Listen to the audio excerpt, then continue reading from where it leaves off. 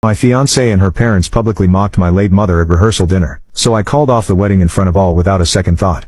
Update 4. Jack stood up, clearly fed up. "All right, Michael, if you're so offended maybe you should leave," he said, pointing toward the door. For a moment I considered it. I thought about just walking out, leaving them to their perfect little dinner.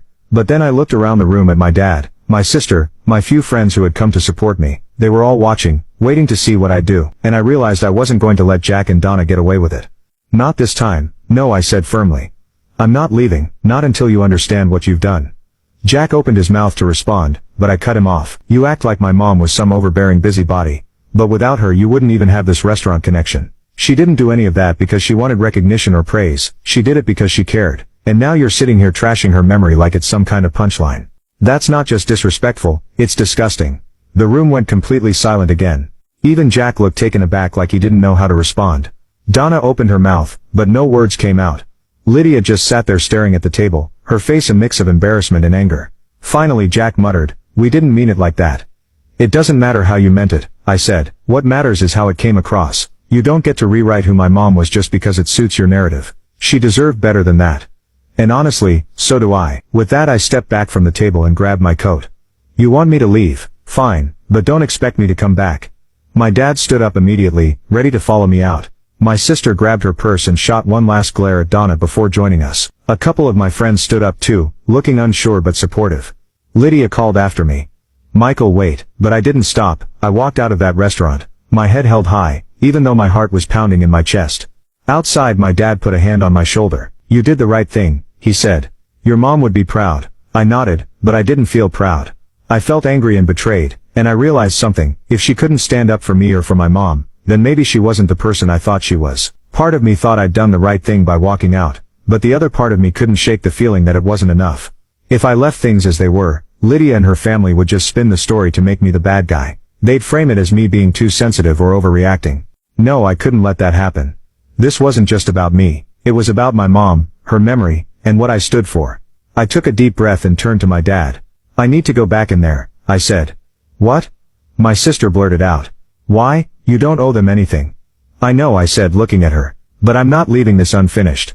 I need to make it clear to Lydia, to her parents, to everyone, that I'm done for good." My dad hesitated, then nodded. "If that's what you need to do, we'll back you up." "No," I said, shaking my head. "This is something I have to do on my own." My sister looked like she wanted to argue, but she held her tongue. I turned and walked back toward the restaurant. My stomach was in knots, but my mind was clear. I wasn't walking back in there to cause a scene. I was walking back in there to end things once and for all. People were whispering to each other, stealing glances at the door as I walked back in. Lydia was still sitting at the table, her face pale and her eyes wide. When she saw me, she stood up. "Michael," she said. "What are you doing?" I ignored her question, and walked straight to the front of the room where Jack and Donna were still seated, looking far too pleased with themselves. Jack raised an eyebrow as I approached, clearly not expecting me to come back. Donna gave me that same fake sweet smile she'd been using all night. "Back so soon?" Jack said, his tone dripping with sarcasm. I didn't bother responding to him. Instead I turned to face the entire room. "Excuse me everyone," I said loud enough for the whole room to hear. The murmuring stopped instantly, and all eyes were on me again. My heart was pounding, but I kept my voice steady. "I have something I need to say." I glanced at Lydia, who was now standing frozen by the table, her hands clasped tightly in front of her. "I know this isn't the time or place anyone expected for this, but after what's happened tonight, I don't see any reason to wait." I took a deep breath and continued.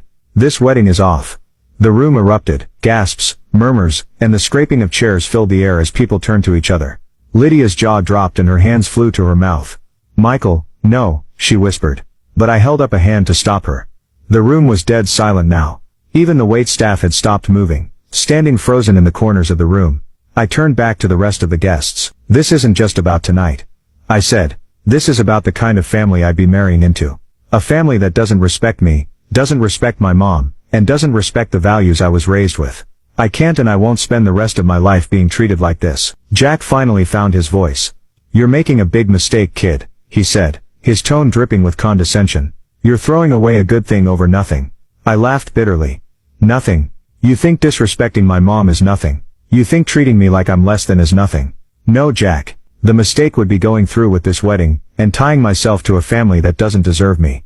Donna looked like she was about to cry. Or maybe she was just embarrassed that their little show had backfired. Michael, she said, her voice shaky. Let's not make decisions in the heat of the moment. We can talk about this tomorrow when everyone's had a chance to cool down. No, I said firmly. We're not talking about this tomorrow or ever. This is done. I turned to Lydia one last time. Her face was streaked with tears, and she looked like she didn't know whether to scream or beg. I walked back toward the door, my footsteps echoing in the silent room. As I reached for the handle, I heard Lydia call after me one last time. Michael, please don't do this.